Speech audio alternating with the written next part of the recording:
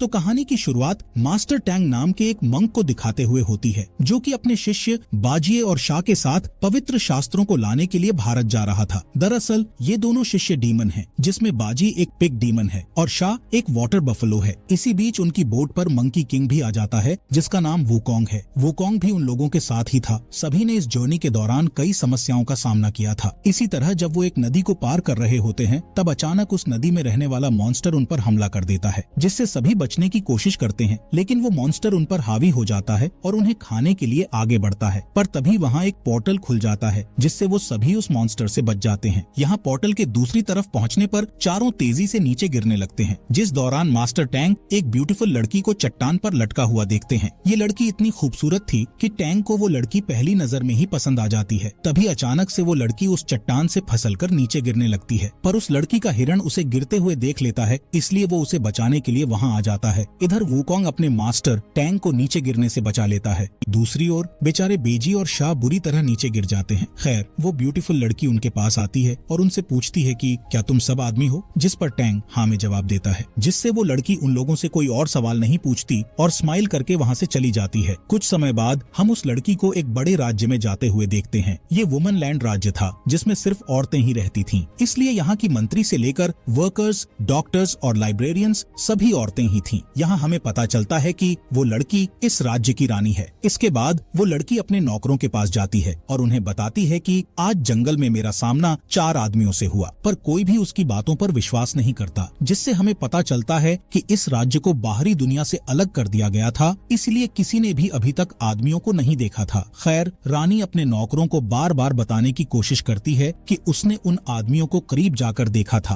पर अभी भी उन्हें रानी पर विश्वास नहीं होता, बल्कि उन्हें लगता है कि रानी की तबीयत खराब हो गई है। इसके बाद हम रानी को लाइब्रेरी में देखते हैं, जहाँ वो अपनी पुश्तैनी किताब को निकालकर पढ़ने लगती है। इस किताब में लिखा था कि आदमी जहरीले होते हैं। तभी वो नोटिस करती है कि उस किताब के कुछ पेज गायब हैं। इसी दौरान वहाँ राज्य की महारानी आती है, जिन्होंने रानी को बचपन से पाल पोस कर बड़ा किया था। यहाँ महारानी जब उन आदमियों के बारे में सुनती है, तो अपनी सैनिकों को उन्हें ढूंढने का कहती है। दूसरी ओर मास्टर टैंग, वुकोंग और शाह जंगल से बाहर जाने का रास्ता खोज रहे होते हैं, जिस दौरान बेजी को लड़कियों का एक ग्रुप दिखाई देता है, जो कि नदी में नहा रही थीं। यहाँ बेजी उन लड़कियों को देखकर बहुत एक्साइटेड हो जाता है, इसलिए वो अपने शरीर को आदमी के शरीर में बदलकर उनके पास जाता है, लेकिन वो लड़कियाँ उससे इम्प्रेस होने की बजाय उसे पकड़कर पीटने लगती हैं, जिससे बेजी अपने असली रूप में वापस आ जाता है। इसी बीच कुछ सैनिक औरतें वुकोंग, टैंग और शाह को पकड़ लेती हैं। तब मास्टर टैंग अपने शिष्यों को उन औरतों पर वार करने से मना करता है और शांति से इस सिचुएशन को संभालने लगता है, लेकिन वो औरतें बहुत गुस्से में होती हैं, इसलिए वो टैंग की कोई बात नहीं सुनती और उन तीनों को सजा देने के लिए अपने राज्य में ले जाती हैं। इस राज्य को देखकर टैंग समझ जाता है कि इस साम्राज्य में सिर्फ औरतें रहती हैं, जिसके बाद उन्हें महल में ले जाया जाता है, जहाँ उन्हें पता चलता है कि जंगल में वो जिस खूबसूरत लड़की से मिले थे,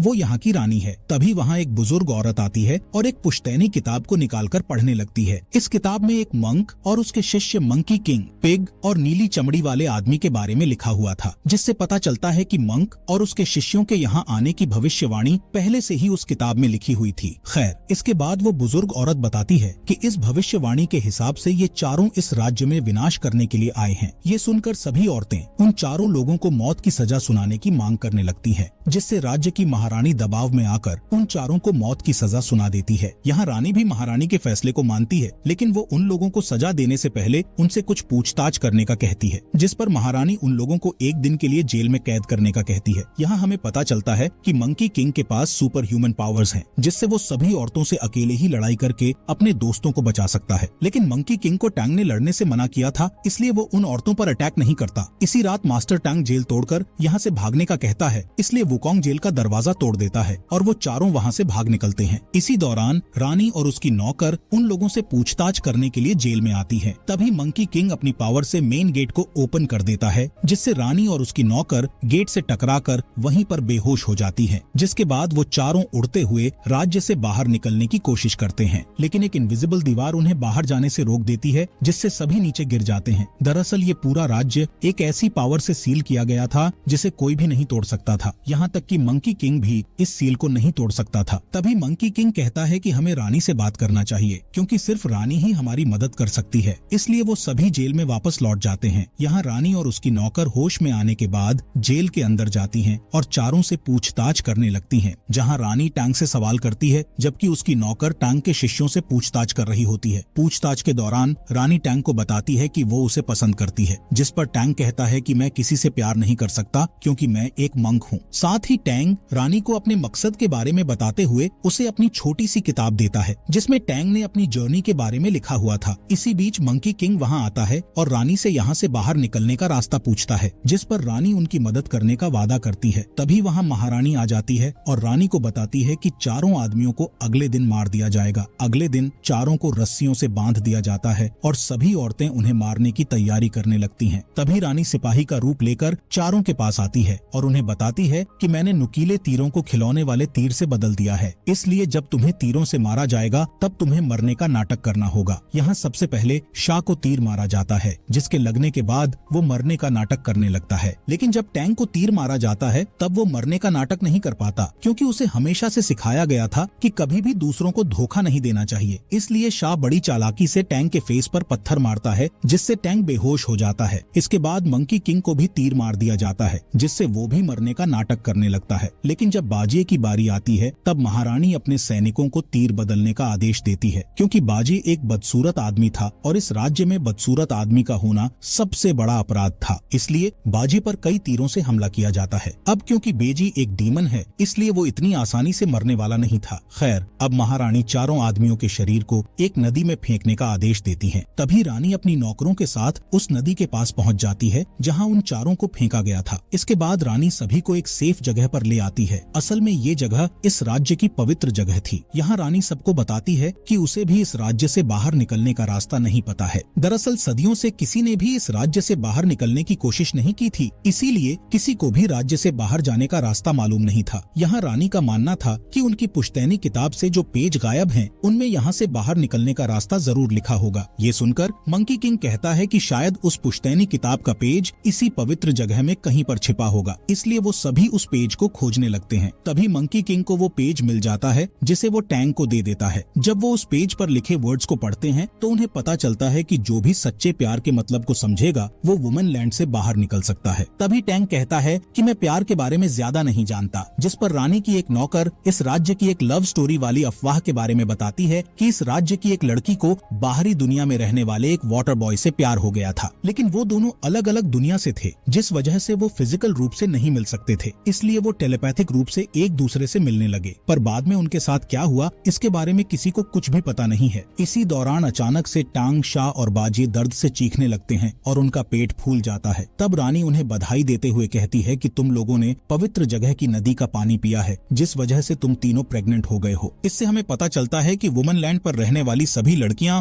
इस नदी के पानी को पीकर ही प्रेग्नेंट होती हैं और नई लड़कियों को जन्म देती हैं।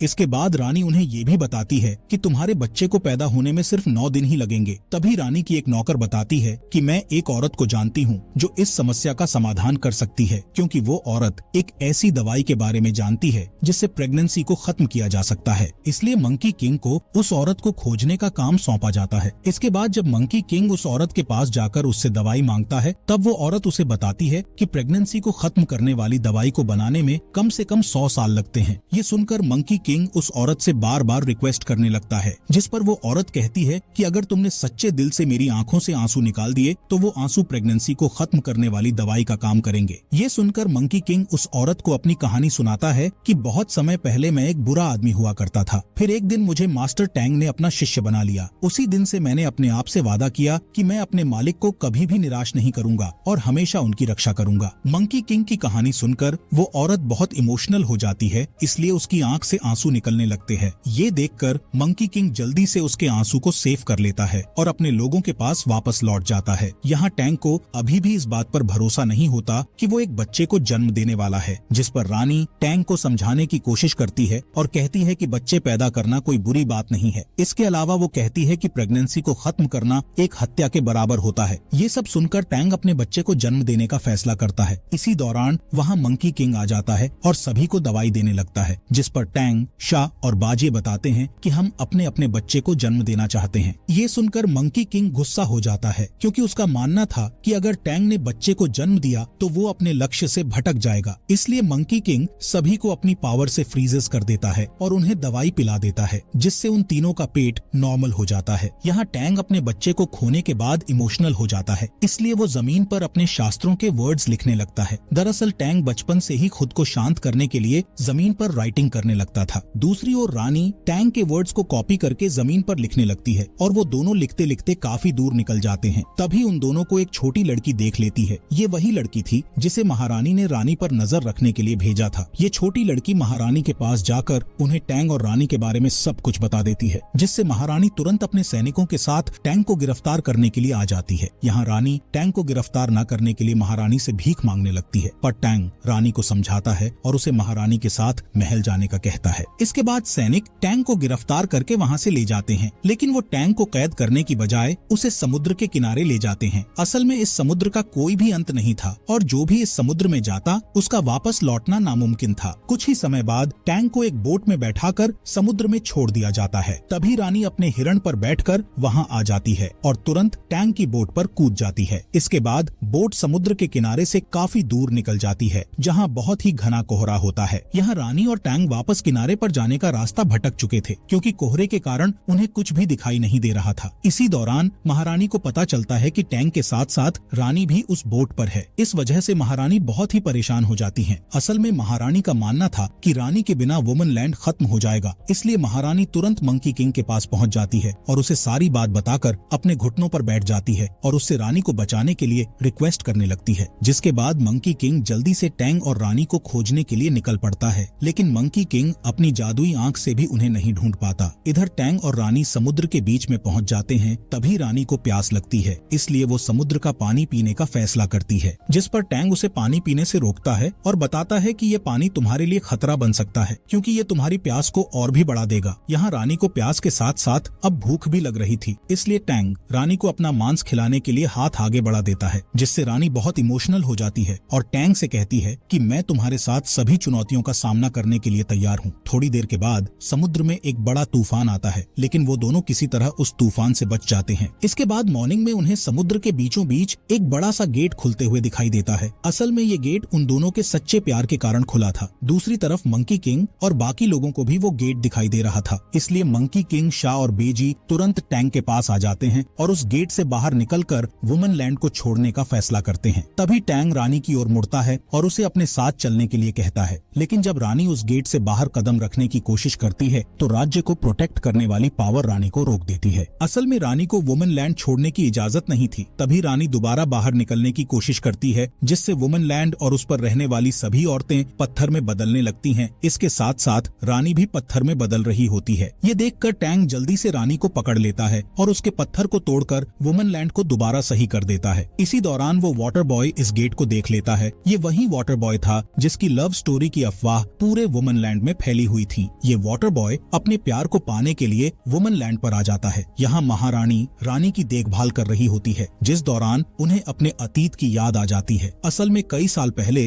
रानी की माँ ने महारानी के हाथों में अपनी बच्ची को सौंपकर उसकी रक्षा करने के लिए कहा था। यहाँ हमें पता चलता है कि महारानी और वाटर बॉय एक दूसरे से बहुत प्यार करते थे, लेकिन इस राज्य की अगली रानी की देखभाल करने के लिए महारानी ने अपना प्यार छोड़ दिया था, ताकि उनकी ड्यूटी के बीच उनका प्यार न आ सके। यहाँ टैंग रानी के पूरी तरह से ठीक होने तक वुमन लैंड में रहने का फैसला करता है। तभी टैंग के सामने दया की देवी आती हैं, जो टैंग को समझाती हैं कि अगर तुम रानी से प्यार करने लगे हो तो उसमें कोई गलत बात नहीं है, लेकिन तुम्हें रानी और सभी प्राणियों में से किसी एक को चुनना होगा। इसके बाद टैंग महल में लौट आता है, जहाँ पूरा राज्य रानी के ठीक होने के लिए प्रार्थना कर रहा था। तभी अचानक वहाँ वाटर बॉय आ जाता है। वाटर बॉय महारानी का पिछले 20 साल से इंतजार कर रहा था, इसलिए वो महारानी को देखकर अपने प्यार का इजहार कर देता है और उसे अपने साथ चलने का कहता है। पर महारानी को इस राज्य की रानी को सही दिशा दिखाने की ड्यूटी करनी थी, इसलिए वो वाटर बॉय के साथ चलने से मना कर देती है, जिससे वाटर बॉय को गुस्सा आ जाता है और वो वुमन लैंड को खत्म करने का कहता है। जिसके बाद वाटर बॉय टैंग और रानी को उठाकर ले जाने लगता है, लेकिन मंकी किंग वहाँ आकर तुरंत उन्हें बचा लेता है, जिससे वाटर बॉय को और भी गुस्सा आ जाता है, इसलिए वो डीमन में बदलकर राज्य पर हमला करने लगता है। तब मंकी किंग, शाह और बेजी उसे रोकने की कोशिश करते हैं, लेकिन तभी वाटर बॉय बहुत बड़े रूप में बदल जाता है और राज्य को पानी में डुबाना शुरू कर देता है, जिससे वुमन लैंड खत्म हो जाता है और सभी औरतें समुद्र में गिर जाती हैं। वहीं मास्टर टैंग जब औरतों को मरते हुए देखता है तो उन्हें बचाने के लिए भगवान बुद्ध से प्रार्थना करने लगता है। तभी भगवान बुद्ध का एक हाथ पानी के अंदर से निकलता है और डूबती हुई औरतों को बचा लेता है, जिसके बाद भगवान बुद्ध वाटर बॉय को उसके असली रूप में लाकर उसे सजा देते हैं।